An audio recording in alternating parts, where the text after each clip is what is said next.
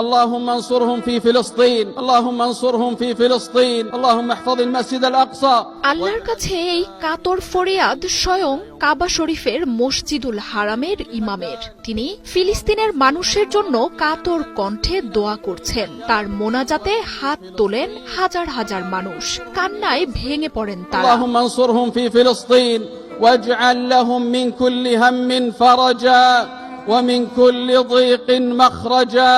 রমজান মাসের শেষ জুমায় মুসলমানদের সবচেয়ে পবিত্র স্থান কাবা শরীফের নামে লাখো মানুষের ঢল। নামাজ শেষে ফিলিস্তিনিদের জন্য আল্লাহর দরবারে দোয়া করেন তারা। দুই হাত তুলে হাজার হাজার মানুষ ভেঙে পড়েন কান্নায়। ফিলিস্তিনিদের এই দুর্দশার অবসান ঘটাতে জুমার নামাজের শেষে মোনাজাতে বারবার ফিলিস্তিনের কথা বর্ণনা করেন মক্কার মসজিদ আল হারামের ইমাম। হাসরের আগ পর্যন্ত পবিত্র আল আকসা মসজিদকে রক্ষার জন্য আল্লাহর দরবারে মোনাজাত করেন মুসল্লিরা। اللهم انصرهم في فلسطين اللهم انصرهم في فلسطين اللهم احفظ المسجد الأقصى واجعله شامخا عزيزا إلى يوم الدين। পবিত্র রমজান মাসের শেষ শুক্রবার মক্কার মসজিদ আল হারামে জুমাতুল বিদায় অংশ নেন লাখো মানুষ। কাবা শরীফে নামাজ শেষে বিশ্বের সব প্রান্তে নিপীড়িত মুসলিমদের সাহায্য করার জন্য দোয়া করেন তারা। এরপরই হে আল্লাহ ফিলিস্তিনিদের সাহায্য করুন বলে আল্লাহর দরবারে মোনাজাতে ভেঙে পড়েন ইমাম। ফিলিস্তিনিদের সকল দুর্দশা দূর করে তাদের জীবনে শান্তি দেওয়ার মোনাজাত করেন তারা। اللهم انصرهم في فلسطين اللهم انصرهم في فلسطين واجعل لهم من كل هم فرجا ومن كل ضيق مخرجا ومن كل بلاء عافية।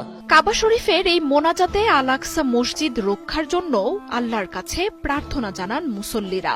হাসরের ময়দান পর্যন্ত পবিত্র এই মসজিদের সম্মান ও গৌরব যেন অক্ষুণ্ণ রাখেন আল্লাহ, সেই দোয়াও করেন তারা। اللهم احفظ المسجد الأقصى اللهم احفظ المسجد الأقصى واجعله شامخا عزيزا إلى يوم الدين।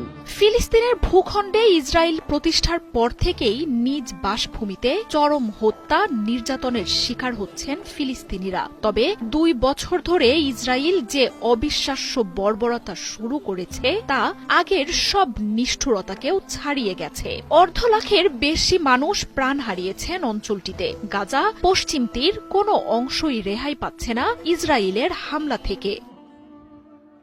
এমনকি পবিত্র রমজান মাসেও নিরস্ত্র ফিলিস্তিনিদের উপর নির্বিচার হামলা করছে ইসরায়েল। সেহরি থেকে শুরু করে ইফতার, যখন তখন নেমে আসছে নেতানিয়াহুর বাহিনীর আগ্রাসন। শুধু ফিলিস্তিনিদের সাথেই নয়, মুসলিমদের অস্তিত্বের অংশ আল আকসা মসজিদ নিয়েও চূড়ান্ত হঠকারিতা করছে ইসরায়েল। পবিত্র এই মসজিদ দখলে নিয়ে সেখানে ফিলিস্তিনিদের নামাজেও দেয়া হচ্ছে বাধা।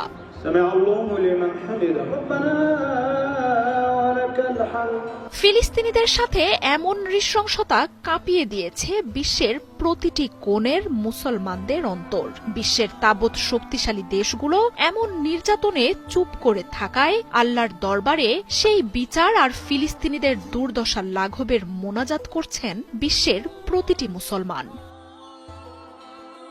মার্জিয়া।